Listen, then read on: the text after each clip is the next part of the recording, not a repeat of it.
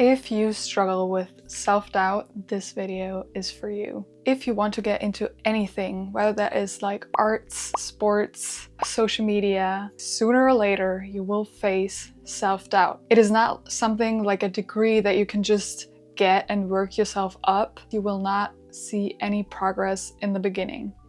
And that's what I noticed starting my YouTube, trying to learn Spanish and getting back into running. What I noticed is that sooner or later, I kind of quit all three of these things. The reason I would stop is because I didn't see any progress. But then looking deeper at it, I noticed that the reason I quit was not just because I didn't make any progress, but because I had this confirmed bias and this core belief that I'm not capable of being good at this, right? So when it comes to YouTube, I would post, my videos would not go viral, and I would think and interpret my videos not getting a lot of views as something like, oh, this video was bad. That was like terrible editing. Maybe I look funny or people don't like me. Like so many negative thoughts going on in my head. I kind of felt scared to post another video. But at the same time, I saw people on trash TV talking about the dumbest stuff and they will get like the most TV time.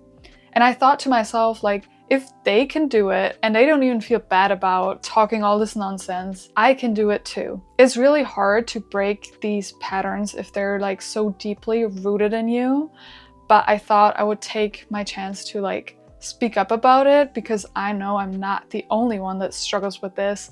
And the same thing is with languages. I remember learning English, like it took me very long to get fluent and then also to kind of like lose my German accent. All of these things that I mentioned, whether it's sports, arts, like it takes a lot of time to get really good at something and to actually find your niche. One thing that helps with that, especially when it comes to like the progress and struggling to see the progress in the beginning, what you need to track is not the outcome, because you don't know the outcome. You don't know if someone's going to see your art. You don't know if someone's going to see your videos out there. But one thing that you can keep track is like your consistency about you showing up.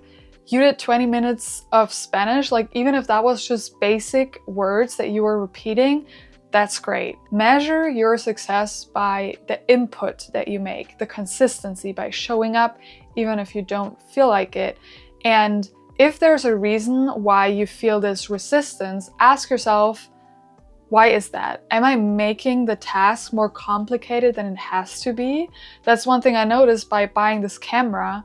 I feel like I put a lot of pressure on myself because I invested money into this. I already invested a lot of time in my YouTube. And for me, like getting the mic here and also getting the camera increased my pressure of thinking I need to get monetized. So this was actually something bad that I did. Setting up the microphone, like I always feel like this is something serious and I need to be seriously good. So actually this kind of did not help me at all. Sometimes that helps knowing like, okay, I can take a step back. I can just record with my phone because that way I don't feel like it's as serious because I just do this for fun. And the same thing goes for everything else. You're trying to learn Spanish, instead of trying to understand a whole TV show, start very small where it doesn't feel difficult. And that's what I learned through Duolingo, because they usually, every exercise that they make, they usually try to just introduce a couple new words and then they use different words that you already know. So, and they already give you like the words that you need to put in the order. So that way, you're way less likely to make mistakes, and that's why you're going to show up. Also because these lessons are very short. So you need to do the same thing with the task that you're trying to get good at. If the resistance feels too big, you need to break it down in order to stay consistent. And that's another mistake that I constantly made, is like, I would set myself up for failure by trying to make to-do lists with like 20 different tasks. And I'm like, yesterday I didn't even do a single task and now I'm trying to go for 20. And that way I would always have this like confirmed bias, like, oh, see, again, you didn't do anything of the 20 things that you wanted to do, or you just did one thing of the 20 things that you wanted to do. That's just one way how we tend to self-sabotage ourselves, pointing these things out and constantly asking yourself, why does this feel so difficult for me? Like, am I making it hard for myself because I'm setting myself up for failure? And journaling can help a lot. I noticed that every time I would write down why I opened Instagram, why I re-downloaded a dating app or something, I constantly noticed it's like, because I was feeling overwhelmed with the tasks that I wanted to finish. I tried to distract myself, trying to procrastinate, but it really helps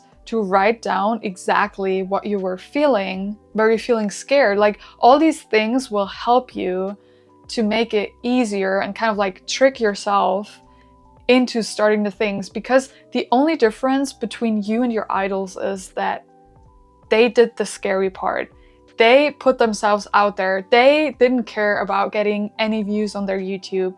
They just showed up, or they just saw it like a game, and they were not so focused on the outcome.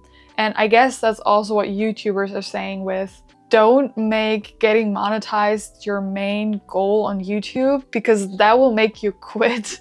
And I can tell now that they're like 100% correct with that, because that was also one of the reasons I quit, because I was like, okay, there's no outcome in the beginning. I would see my views like increasing and stuff.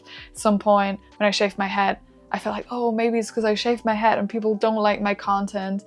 And I just got into this spiral of telling myself all these reasons why people would not like me, and that made it even harder for me to show up in my videos and talk about what I care about, because I just felt like, oh, people do not care at all. And that's not the case. Like, there are so many people out there that have the same interests, and I always think of that when I see my Instagram feed. There are so many other people interacting with the same content, so I know there's people out there that care about the same things, that struggle about the same things.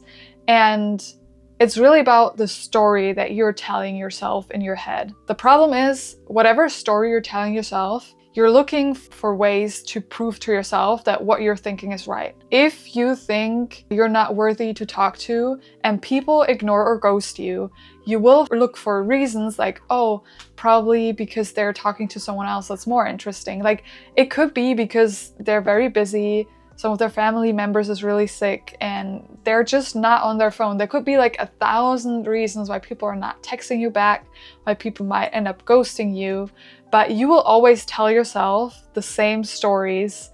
If you have a negative core belief, if you think you're not capable of doing things, if you think you're not worthy of love, of affection, you will look for ways to prove these things to you. Your content doesn't equal bad quality just because it's not getting the views yet. And also, you never know who's watching, but it also means that it's not impossible. Just because it's a challenge and it's something that you've never done before doesn't mean that you cannot make these obstacles or overcome them.